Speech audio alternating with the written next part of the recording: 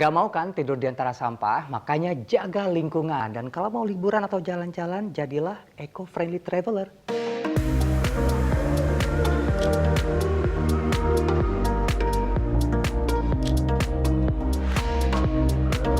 Secara harfiah, eco-friendly traveler dapat diartikan sebagai wisatawan ramah lingkungan. Tentu saja menjadi ramah lingkungan bukan hanya sekadar tidak merusak dan mengotori alam atau objek wisata yang dikunjungi. Eco-friendly traveler lebih condong pada kebiasaan yang ditanamkan pada diri sendiri untuk bertanggung jawab secara sadar terhadap apa yang dilakukan di alam. Dulu banyak sekali kritik terhadap pariwisata, di mana pariwisata itu dianggap merusak lingkungan, merusak kebudayaan, menghasilkan sampah, dan sebagainya. Sehingga terjadi degradasi kebudayaan, degradasi lingkungan. Oleh karena itu kemudian berkembang kesadaran bahwa lingkungan, kebudayaan, alam, masyarakat lokal harus benar-benar dilindungi dan mendapatkan manfaat yang sebesar-besarnya. Dikutip dari buku WWF Indonesia Seri Jejak Ekologis, pada 2005 industri pariwisata di dunia berkontribusi sebesar 5% dari emisi karbon dioksida antropogenik global.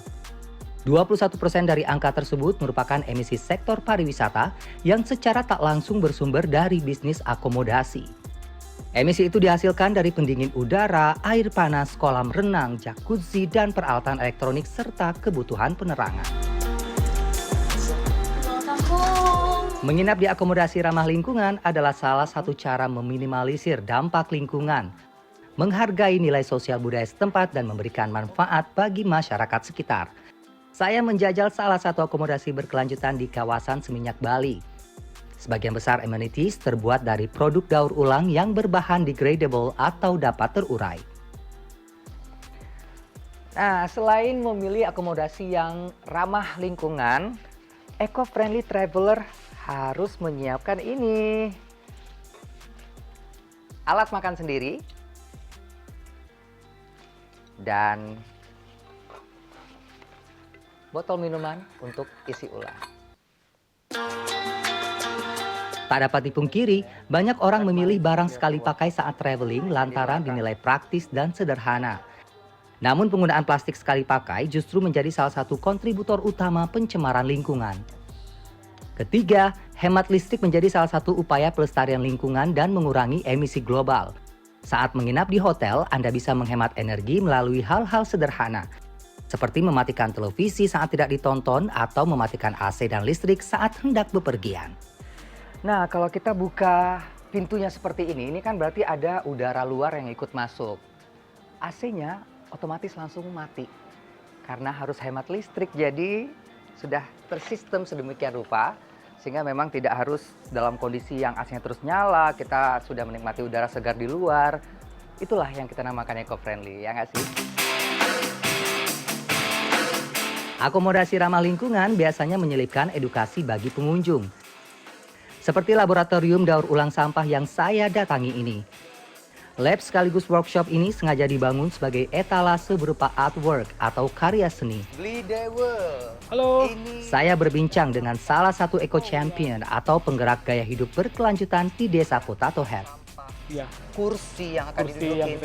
Kalau dipikir-pikir, tamu itu menginap dengan sampah dong ya. Tapi mereka mau bayar mahal. Kenapa? Oh, gitu. Value apa yang dikasih sebenarnya? Ini sebenarnya sekarang kan kita mulai kan dari 2017 itu. Ya. 2017 kita mulai, kenapa sih apa sih masalah sebenarnya yang di dunia lah bilang kan? Betul. Masalah di dunia itu apa? Yang paling susah di gini kan? Pertama, sampah, energi, dan air. Konon banyak yang berpandangan gaya hidup eco-friendly relatif mahal. Namun Dewa menepis hal itu. Styrofoam pengganti semen. Masalahnya ini kan kalau misalnya harus merubah styrofoam tadi dicairkan atau Iya. misalnya dihancurkan, kemudian oysternya juga dicacah. Ada investasi alat dong di sana. Ya Ada nggak sih? investasi alat Benar. kali. Misal saya ambil contoh, Ya. kita investasi alat misalnya puluhan juta itu Betul. misalnya contohnya Betul. puluhan juta. Terus kita yang Bapak lihat di kamar hotel, dulu sebelum kita bisa buat kursi sendiri, kursi itu kita beli dari UK. Oke. Kita beli dari sana dengan harga 5 juta satu pieces. Tapi sekarang kita buat sendiri dengan plastik yang kita hasilkan sendiri juga, tapi kita ambil juga dari pengepul sampah kita juga kita ambil dari sana. Kursi, jadi satu kursi itu kita menghabiskan biaya sekitar 700.000 sampai 800.000. Wow.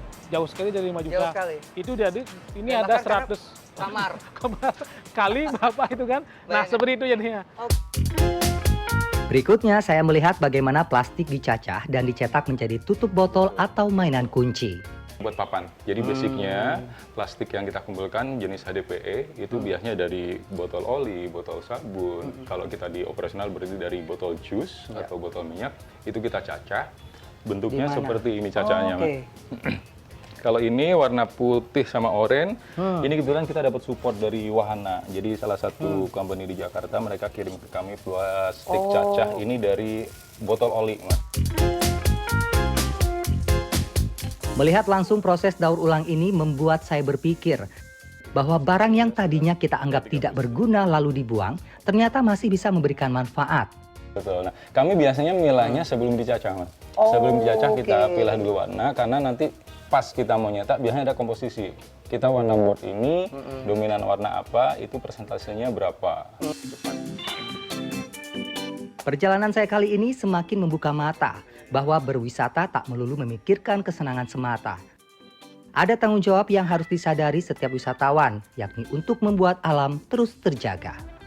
Roni Satria, Septadi Pradana, Badung, Bali.